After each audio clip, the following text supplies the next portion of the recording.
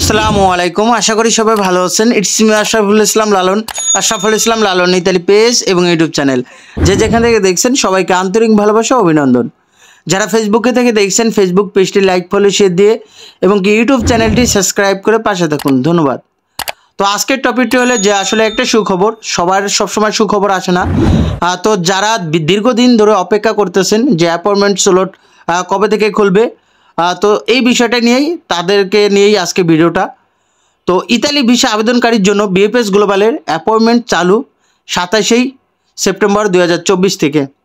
তো আপনাদের অবগতর জন্য জানানো যাচ্ছে যে ইতালি ভিসা রিইউনিয়ন এবং কি ট্যুরিস্ট ভিসা বিভাগের 1 অক্টোবর থেকে 31 অক্টোবর 2024 সময়কালের জন্য অ্যাপয়েন্টমেন্টের স্লট 27 সেপ্টেম্বর 2024 সকাল 9:30 থেকে চালু হবে।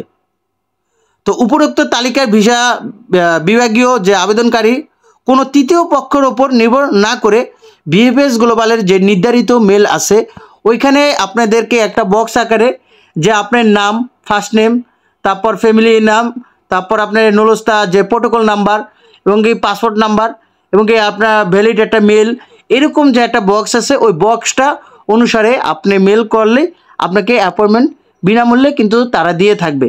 এবং কি আরেকটা কথা বলে রাখি যে আপনার এই যে নুলস্তার যে ম্যাথটা এটা হয়তো কারো 6 মাস থাকে, কারো 9 মাস থাকে।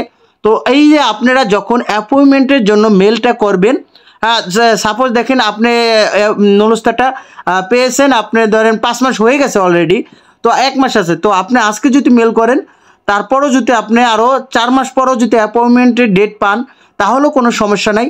কারণ কি আপনি যখন মেল করবেন তখনই কিন্তু ওই যে আপনি নুলস্তাটা হোল্ড হয়ে থাকবে, ওইটার আর মেয়াদ যাবে না।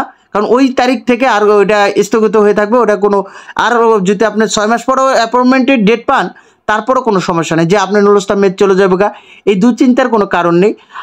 এটাই বলা ছিল যে আপনারা অবশ্যই অনেকে দেখি মেল করেন, মেল করার পরে অনেকে অ্যাপয়েন্টমেন্ট পাইতেছেন না, বলতেছেন যে আমার নুলস্তার মেয়াদ চলে যেতেছে গা, এই চলে যেতেছে।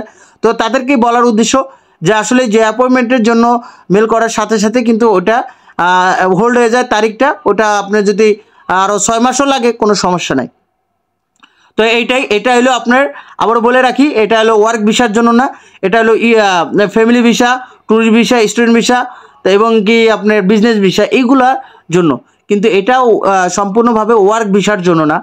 তো অনেকে আবারও প্রশ্ন করবেন যে আসলে এটা কি ওয়ার্ক ভিসার জন্য না, এটা ওয়ার্ক ভিসার জন্য না, এটা ওই যে ফ্যামিলি, ট্যুরিস্ট এবং কি স্টুডেন্ট ভিসা, বিজনেস ভিসা এইগুলোর জন্য। তো এটাই আরেকটা মনে রাখবেন যে আসলে কখনই এটা অ্যাপয়েন্টমেন্টে যখন মেল করেন তখন থেকে কিন্তু নুলস্তার মেয়াদটা হোল্ড হয়ে যায়। তো অতএব এটা নিয়ে কোনো দুশ্চিন্তার কোনো কারণ নেই। আর এটা অপেক্ষা করেন, আসলে বর্তমানে পরিস্থিতি এতটা খারাপ যে অ্যাপয়েন্টমেন্টের জন্য মেল করার পরও অনেকে 6-7 মাস হয়ে যাইতেছে, তারা অ্যাপয়েন্টমেন্টে পাইতেছে না। তো এটা আসলে দুঃখজনক ব্যাপার। এই যে এই সমস্যাটা আমরা অতি দ্রুত মানে সমস্যাটা সমাধান হোক এটাই কামনা করি। যাই হোক, এতক্ষণ সাথে থেকে ভিডিওটি দেখার জন্য আপনাদেরকে অসংখ্য ধন্যবাদ। আপনারা সুস্থ থাকুন, ভালো থাকুন,